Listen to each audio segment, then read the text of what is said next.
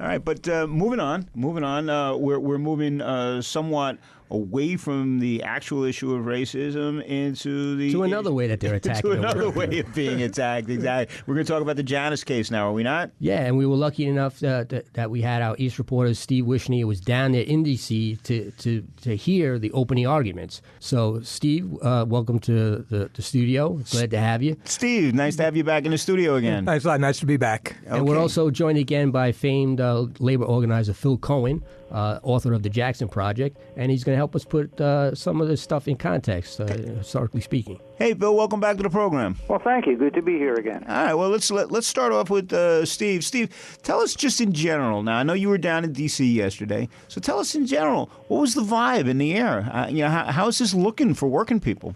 Well, you might say that the chances of the court ruling in favor of the unions are probably like the Knicks have not yet been mathematically eliminated from winning the NBA title right now. That's bad. There's a 4-4 deadlock last time around on virtually the identical arguments, and Scalia died, and made it 4-4, and now he's been replaced by Neil Gorsuch, who's likely to be an anti-labor vote. Justice Anthony Kennedy, who's the swing vote, seemed openly antagonistic to the union arguments. He was saying things like, this is about, being compelled to support a political organization, and the public isn't the public union agenda. So to put the atmosphere in a word, it sounds glum. Yeah. I mean, outside there are sort of two competing rallies. There are about 500 people from unions and about 100 people supporting Janus, who are pretty obviously AstroTurf. They all seemed either from State Policy Network or from Americans for Prosperity. And Mark Janus was there himself, right? Yeah. Steve? I think we have a clip of Mark Janus actually talking about his case. Oh, this should be good. The fundamental issue is my right to choice. The fundamental issue is that with my very first paycheck, I had a fee come out of my paycheck, and I had to pay the fee. Nobody asked me. I wasn't given the opportunity to say yes. Which also is ultimately the ability to say no. And because I haven't had that choice, that's what I'm fighting for. And that's what this whole case is about. Well, he always, people on that side of the argument always gloss over the real issue that in a democratic society, people vote on this. There's a lot of things that my country does. There's a lot of things I get taxed for that I don't particularly care for. But you know what? Elected representatives pass that into law, and now Bill, I have to pay for it. Bill, let's bring in Phil. Phil, what did you think of Mark Janus? Okay, look, I'm going to take it to the bigger issue that Janus was addressing, because this is a very well-worn issue of the whole right-to-work argument. The thing that is overlooked by most people, and deliberately so by people on the right-to-work bandwagon like Janus, is it's not a question simply of whether workers have a right to join the union. It's the fact that unions are obligated under the right-to-work laws to represent those who are not members. And that's the real split here. That's the overlooked part of this.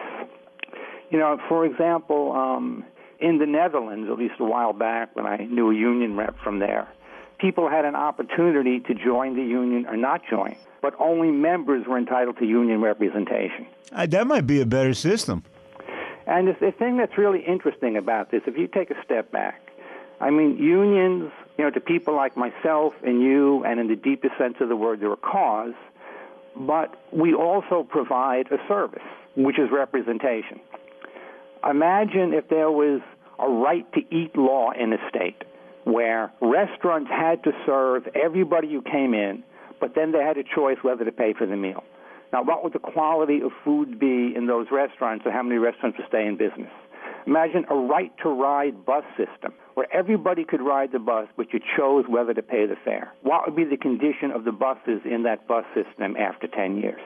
This is unions in the right-to-work states in the United States provide the only service within the world where people have a choice whether or not they pay for that service. And the whole point of that has absolutely nothing to do with democracy or free choice. It has to do, comes back to what you said before, divide and conquer. And the entire intent is to weaken unions. Well, Steve, now again, you're just down there yesterday. I mean, did the people seem angry? Did they seem enthused? Did they seem educated? I mean, what was going on in the crowd? I think people are angry, but they say this is between the atmosphere in D.C. and the atmosphere at the rally here on February 24th. People, I think unions realize that they just have to organize a lot more intensely. This is an obstacle coming up. Let's hear from Steve. Let's hear from Sean Francois from the School Workers Union, and he talks about this. I see you're wearing a shirt that says, if you stay ready, you won't have to get ready. So what kind of things are you doing to get ready for this possible decision? Well, the thing about it, like you just said, if you stay ready, you don't got to get ready. So I'm not getting ready. I'm already ready. So I'm ready to make it happen. I'm ready to show justice. I'm ready to make people understand that we fought long and hard to get where we are today. It seems like we're going backwards. This is not the time to go backwards. This is the time to go forward and do the things that we fought for, our forefathers fought for, people died for. This is a justice move. This is a move to let people know that righteousness is needed, and we need to get the job done and take it back to the streets, grassroots, and make sure that we get the work done. What kind of things are you doing specifically to keep members engaged, keep people who might not be members involved? Well, it's all about education. You got to keep the education on the mind of the members educated. Let them know and energize them the history of where they came from. If they don't know the history where they're coming from, you don't know where you're going. So you got to make sure that they know the history, what happened in history, to make the history not in vain, to keep it going the way it's supposed to be going, and make equality, justice, and the righteousness for freedom the way it's supposed to be. It's about freedom. It's all about freedom. And that's what it's about. Well, Bill, I think that's a very important point when he talks about history, and people actually died for unions. Yeah, well, absolutely. And you know that's my love, Joe. And we were just talking earlier before the program about how so much of what's going on in Spectrum right now is just a reworking of what's going on in the Homestead Act. And then these laws today are a reworking of the old Conspiracy Act. So history repeats itself. But Steve, the guy that you just interviewed, what was his name? Sean Francois. Sean Francois. He tell him to go decaf. It's a rally. He's fired up. I got to say one thing. I think it's individual freedom versus collective freedom, and that unions can give people collective freedom that if you don't have, the only freedom you have is to not let the door hit you on the ass on the way out. I'm going to tell a story about my mother, who's like a 70s women's liberation success story. She went back to school after, my little brother was in first grade. Got her PhD when she was 47, became an adjunct professor. After 3 years, she gets a full-time job, and she finds out that this guy who's half her age, straight out of Harvard, is making more money than she is. So she and a bunch of other women filed a class action suit and got equal pay. There's actually a family legend where it's more R-rated. Oh, she must not have been working in a union. She was in a union job, and she said, if I was not in a union job, I would have been fired the minute I opened my mouth. Ah. Phil, what's your take on labor's ability to weather the storm and survive Janus should the verdict go against them? Okay, look, in a general sense, hardcore union people are amongst the most resilient, tenacious people on this planet. And one way or another, we've always survived and adapted, and we'll do the same thing. But to get more specific, there's another divide being exploited by employers beyond the racial issue, and that's a generation divide. In the campaign I'm running now against an employer-sponsored DCERT petition at Mohawk Industries in Eden, North Carolina, which we're expecting a favorable decision on from the board within a matter of days in terms of dismissing the petition, the majority of people who were actually sucked into this employer-sponsored petition were new hires, people who have been there 2-3 years, millennial generation, that really don't have the experience, that were not part of the struggle of, people, in their 50s, 60s, who really lived and breathed the struggle for the rights that unions give working people. There's a whole just sort of lack of awareness in the younger generation of even understanding what unions are about. There you go, Bill. There's another tool that we're hearing about now. We just heard about the racism tool. Now we hear about the generational tool that they're using to divide working people. Joe, you know that generation, color, age, religion. I mean, you want to see a great movie? I tell this to people all the time. You want to see a great movie about how that gets overcome? You go see the movie Matewan. That's my plug for that film.